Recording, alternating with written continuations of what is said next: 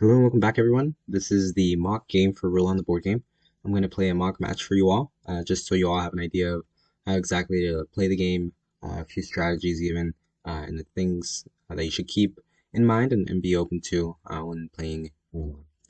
So I have the board set up here, and I'm going to say the first thing that you say whenever you start off the game. Purposefully, I misplaced a piece or two here so you all can see what it's like to move them and when you start off the game to make sure that the board's set up correctly. So whenever you start, the first thing you do is say white on white, blue on blue, just to make sure that blue's on blue and white's on white, and that the cutter pieces are starting in the outer three orbits. So the outer three orbits are these last three circles on the board, and you got to make sure that these cutter pieces start the game back here. Okay, so this one's starting in the second one, so I can move this one back over here and make sure that white's on white, blue's on blue. Okay, perfect. So we're all set. Blue, of course, starts first. So blue goes over here, makes the first move. There we go. White sees that, counters it really simply. Bam, takes it there. Included with your board game, there's going to be a little container for the pieces involved.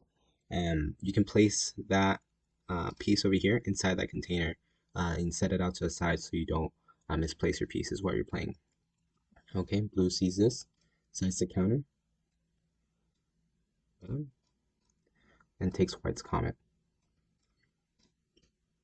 One good strategy to keep in mind is that you should really advance your pieces. You should advance your cutters especially, so you have a better position throughout the game and as the game advances, so that you're more able to maneuver towards the inner white quadrants. So that's white's turn. White goes over here, takes a cutter piece, like so. Okay, now it's blue's turn. Once more, blue's turn once more, of course. Blue goes over here.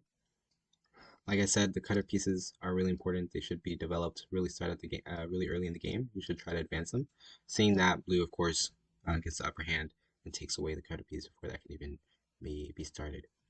So now it's white's turn once more. White goes on, and seeing that white doesn't have any comments in the last orbit, they have to really rely on their cutters for this. So white decides to go up here and develops a cutter. So white's in a really good spot right here, like I said, because they're developing their pieces and their cutter is closest to the inner circle right now because it's in the second orbit. So they're in a better position to try to win the game. Blue sees this, tries to tie up, goes over here.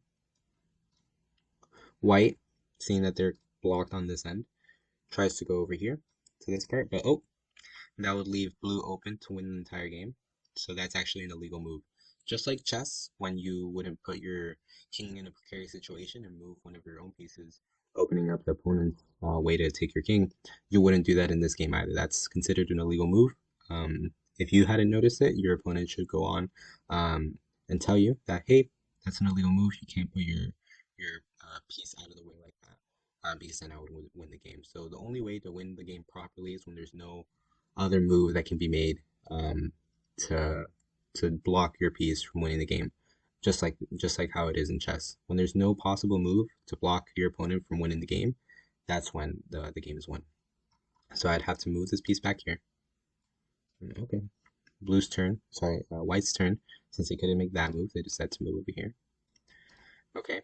Considering that blue's in a really good spot because not only are they kind of threatening to win on this end, they're also pushing with their cutter on this end. So it's blue's turn, of course, to make the logical move. Move over here. And white, taking advantage, crosses to this end, to the top, to try to block that comment from taking that piece. Now it's blue's turn once more. Of course, a logical move. They take their quadrant. White, seeing as they're, kind of in a good start, in a good starting position to move for one of these quadrants, they make the smart move and get out of this spot over here between the two crescents. Okay, so that's white's move. Blue goes ahead and moves this piece over here. If blue would have moved over here, for example, they would have been taken by either one of these crescents. So they made the smart moves to this open tile. Now it's white's turn once more. White could either go over here with this one or over here with that one.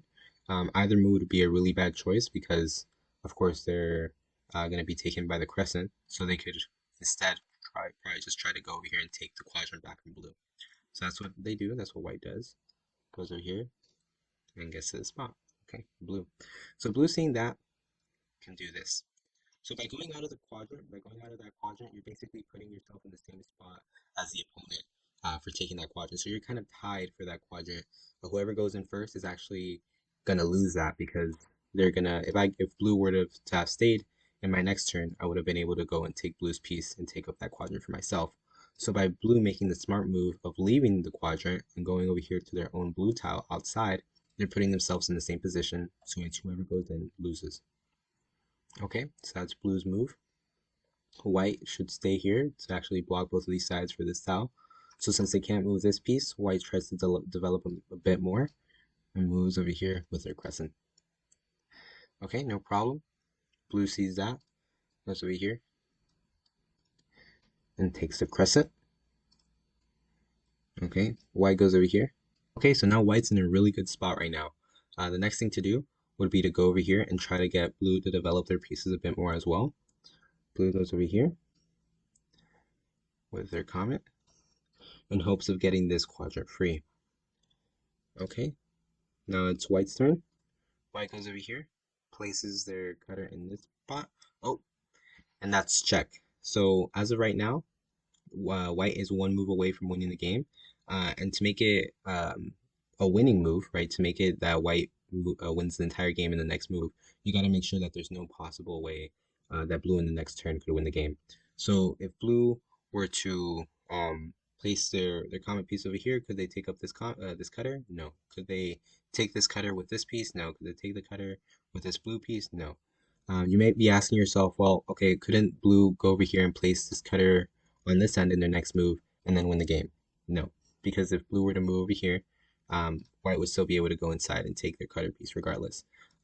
So seeing that white is one move away, it's a preliminary move away from winning the game, and that there's nothing at all that that blue could do to take white's cutter from this spot, white effectively wins the game. So the player playing with the white pieces would say game, and that'll be it. They can go over here and place their piece on the center in the inner white circle, and there you go. So I hope this was relatively simple in terms of how I've expressed it. I know it can be a little bit challenging at the beginning to get a firm grasp of it. I really recommend that if you have the board game with you while you're watching this video, that you maybe try to play along and get somebody else with you and try to see how it goes with you too. But it's definitely something that you get accustomed to playing and to thinking about as you go and develop your time with the game. So it's definitely with a hands-on experience would be much better. It can't really be expressed in the same manner through video, but I hope this helped to some of those that are looking over this and thinking about purchasing the game. And I highly recommend that you give it a go and think about it in more of a strategical way once you get the board game in your own hands. So thank you for watching, and if you haven't already, take a look at the instructional video. Posted that video before this one. Hope you all have a nice day. Thanks.